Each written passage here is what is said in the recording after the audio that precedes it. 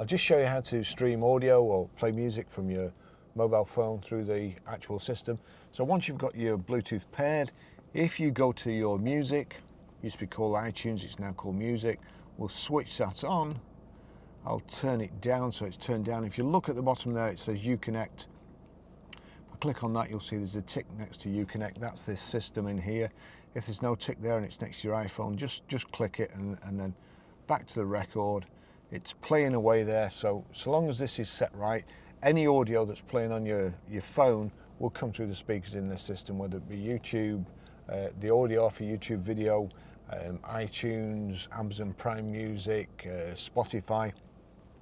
This is iTunes or music as they call it now, but we now go to media. If I click media, I'll keep this turned down, but I click on media, you'll see there that's already on this record. If it's not, and there's a USB in or it's on auxiliary, it's not working at the moment because there's nothing plugged in auxiliary down here, but if it was, that would light up.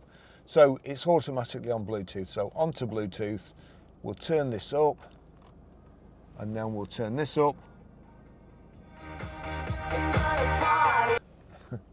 Sorry about the music. That's how you stream audio. Thanks for watching.